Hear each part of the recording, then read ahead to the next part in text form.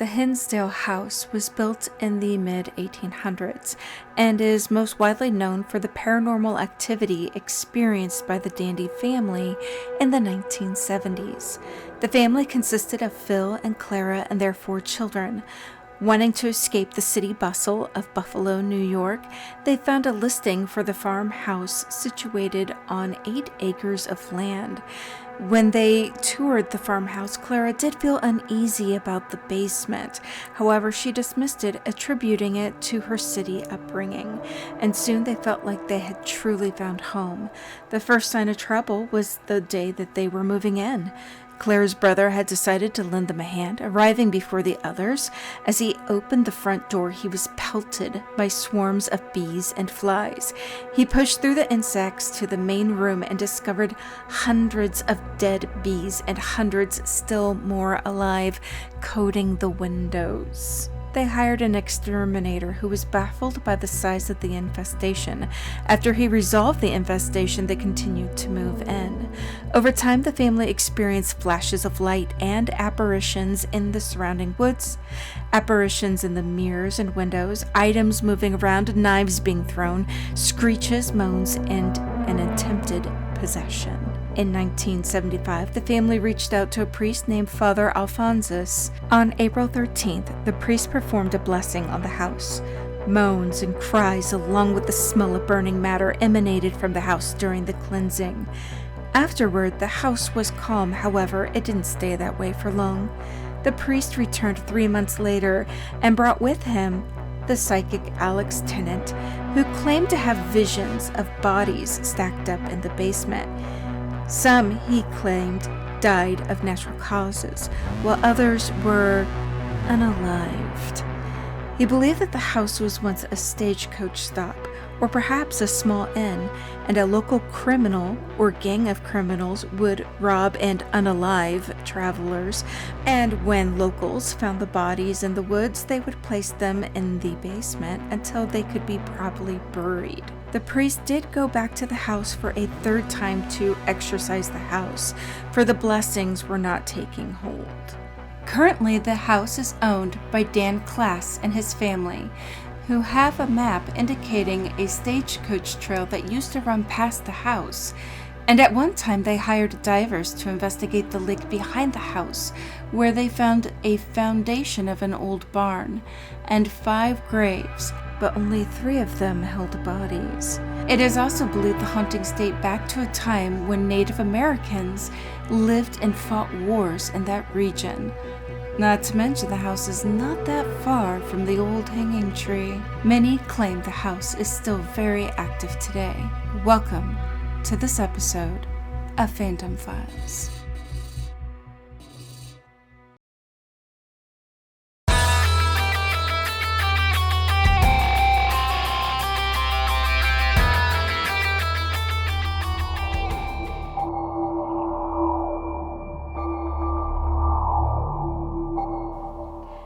I remember the Hinsdale House. I remember this investigation. It was about a month after my hernia surgery, and I was excruciatingly swollen from that surgery. It was both taxing and tiring walking around, but I was so determined to be there. I was not going to miss this investigation for the world, and I had an amazing group of people to be there with, and they actually helped me move things around. But one of my first memories of the Hinsdale House was about 15 to 20 minutes into being there on the property. I started to get agitated for no apparent reason. Like, I'm sitting here going, why am I so angry and just anxious? I mean, like, I had no reason for it. What on earth was going on? And then I kind of remembered, oh yes, we were kind of warned that there was a male entity in the house that was very angry and loved to accost women. Now, I am very thankful that nobody on our team was hurt during that night, but other investigators, like one investigator would be down on the first floor antagonizing the entity, and then like a female blonde investigator would be up on the 2nd floor, and she would get pushed, pulled, touched, scratched, shoved, right? So yeah, there's other paranormal investigators that have had those kind of experiences at this location, and it kind of helped me understand a little bit about why I was feeling agitated when I first got there. A lot of times as investigators, whether you know it or not, your personality shifts a little bit. It's influenced by the energies of that house. You know, sometimes you can walk into a room and it feels very peaceful and quiet. Other times it feels very scary, like you're being watched. And other times you can just get angry by being in a room, and that's how this felt like. During our first EVP session in the living room, everybody was clear and focused on my camera except for Sue. And I can't explain it. Where is he?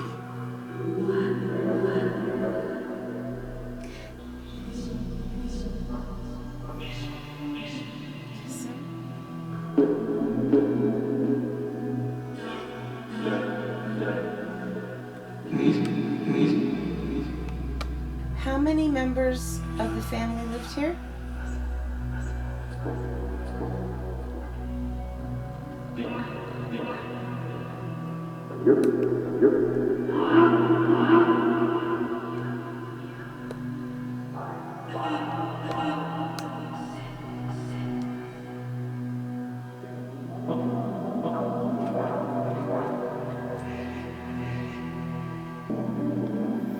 Are you doing okay, Sue?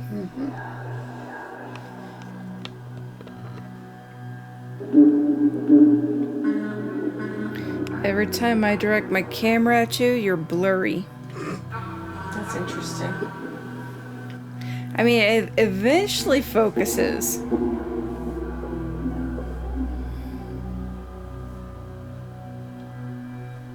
And then when she asked a question, I had panned over this glass casing several times, and the doll's eyes were just fine. But all of a sudden, Sue asked a question. One of the eyes looks a little reflective as I pan over it. I can't explain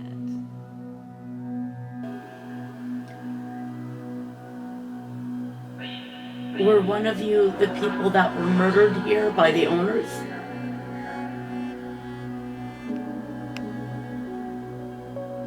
Were one of you the people that were murdered here by the owners? Toward the end of that investigation, that EVP session that we were doing in the living room, we started seeing shadows like darting back and forth in front of the kitchen doorway. So a meter was placed on the kitchen table, and it started to go off like crazy.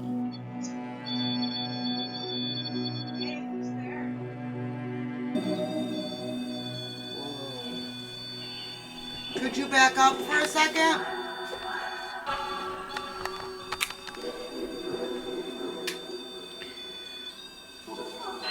Just me, or is that thing going nuts? It's going nuts.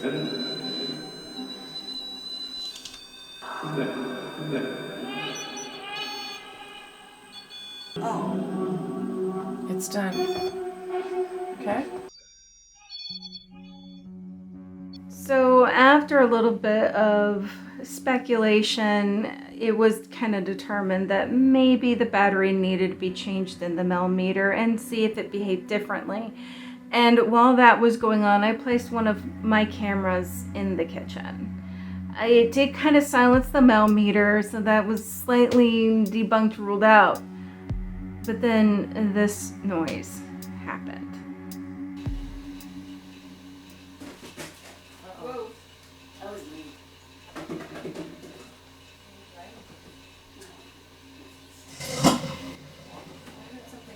I don't know, something happened. There was something definitely.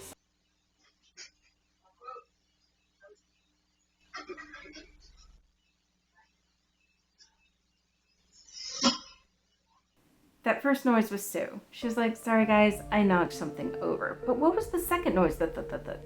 Was that also a chain reaction? Or was there a paranormal cause for it? And we were all sitting in the dark. We didn't see what fell. my camera was off, my other camera was in the kitchen, and Sue was sitting underneath the ghost cam. So unfortunately, we have zero footage of what fell and what was going on. Now, that third noise, that kaboom from the kitchen, I mean, that kind of scared all of us. We were like, whoa, whatever that is big. What is that? You know, I don't think we'll ever have an answer to that. You know, nothing was caught on our cameras, and we did go in and check it out, and nothing had been moved or rearranged or fallen over. I think it's just gonna be an oddity of the Hinsdale House.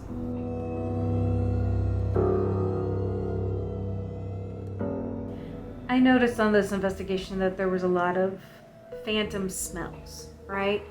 One time we smelled a sweet smell, and Michelle walked into the kitchen and she mentioned something like it smelled like strawberries.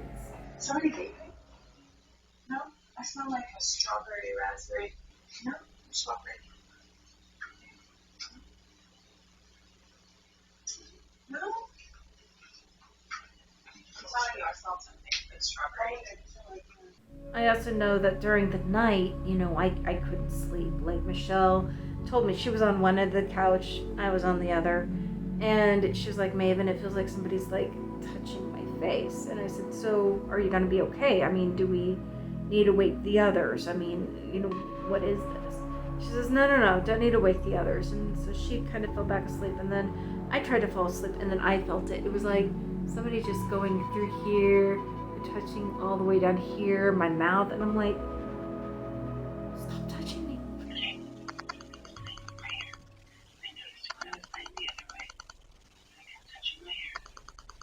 Okay. And now I feel this way. Happening again. It's not bugging you. I mean, I'm noticing it. Right. Not freaking out. I'm just having a hard time sleeping. Hmm?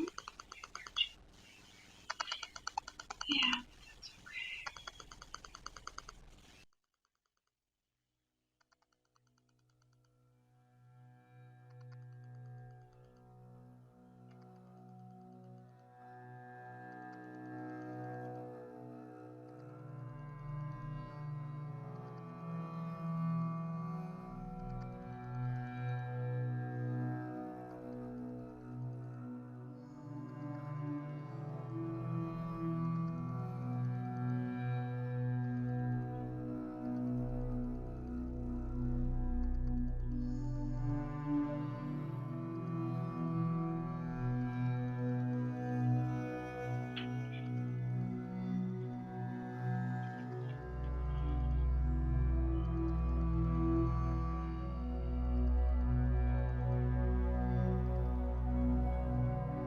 And then I had a hard time, like, sleeping. I felt like I was being suffocated. There was a weight on my chest. But most of all, I smelled smoke. Like something was burning. I didn't realize until I was watching a documentary about Hinsdale that when priest Father Owl showed up to cleanse the house, that yes, there was screaming and moaning and the house was violently shaking, but also they smelled burning matter. And that's exactly, it felt like I was being suffocated from smoke. I actually woke Michelle up and we stepped outside so I could breathe, and I did contemplate in staying out in the cars, but unfortunately I also felt like I was being watched from the woods. It, from what I understand and from what I hear, the woods surrounding the house is just as haunted, if not more so, than the actual house itself. And the last thing I needed was to contend with those spirits as I was trying to sleep. I mean, I didn't want to wake up and have like an apparition like peering in at me through the window. Michelle, will you step outside with me? Just let me keep breathing.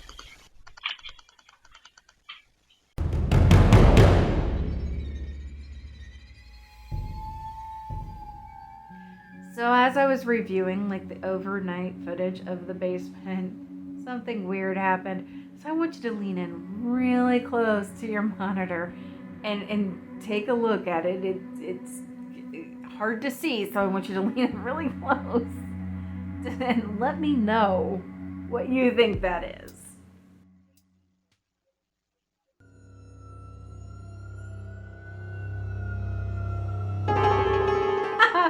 Okay, write down in the comments below if you jumped like I did. I am not a big fan of spiders.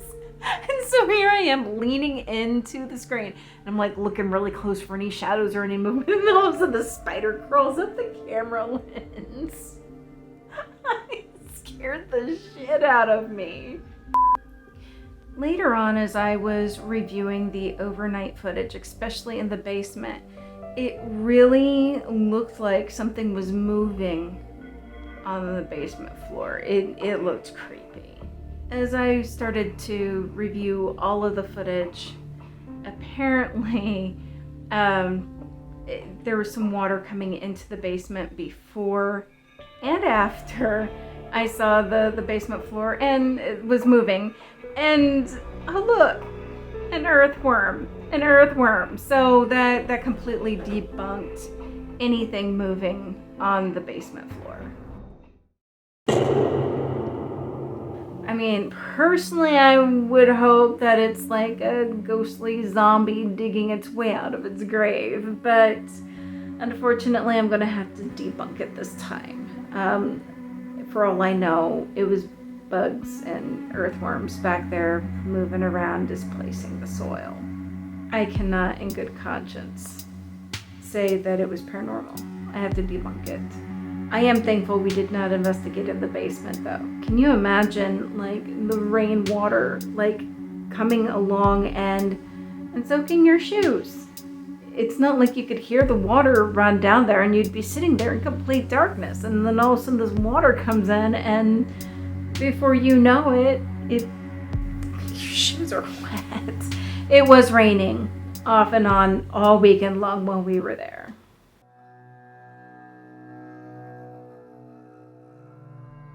So when I was reviewing the overnight footage and started seeing these flashes of light, like in the basement and in Claire's room, I didn't put much weight to it. You know, I'm just like, okay, like the flash of light in Higginsville to me was like way impressive, because the power to the building had been cut off, like the breakers were turned off, and that flash of light had to be this big. It was 60 feet away from the camera, minimum of 60 feet.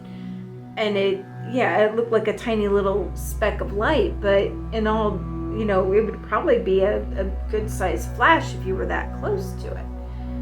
So, you know, as I'm seeing these flashes from the Hinsdale house, I'm like, yeah, there was still electricity in the house. It could be like, and there was so much stuff flying around in those videos. I'm like, okay, are these dust? Are these bugs? Or are these actually, you know, entities manifesting energy? You know, like, it's up to you guys to decide exactly what we're looking at and dealing with here, because the house didn't really look dusty, but there was everything just flying around. But I started seeing these flashes and I just kind of brushed it off at first, you know.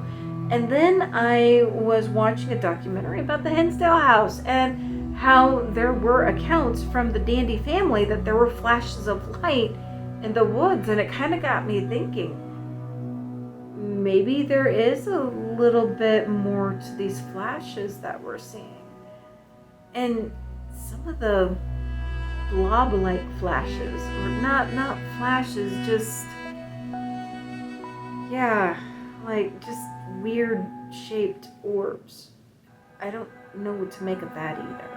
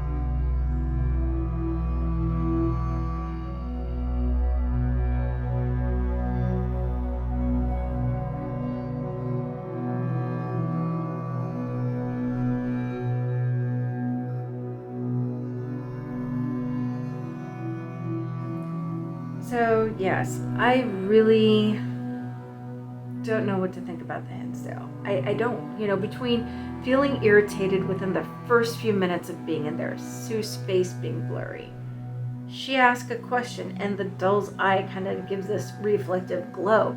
We hear a noise of something crashing in the kitchen or something running down the stairs, and we've got cameras right there. Nothing fell, nothing happened. Like, where did that sound come from? Having phantom smells, me not being able to sleep in the middle of the night, smelling a burning smell, and then come to find out that was experienced when the house was being cleansed, and not to mention those flashes of light, those odd-shaped orbs, and come to find out that's what was being experienced by the Dandy family back in the 1970s. Like that all, just everything that accumulated. It was a very odd location. I don't know what to make of it. But I will leave that up to you. And thank you. Thank you for understanding what's going on in my life, for being patient with me. I love all of you. And until next time.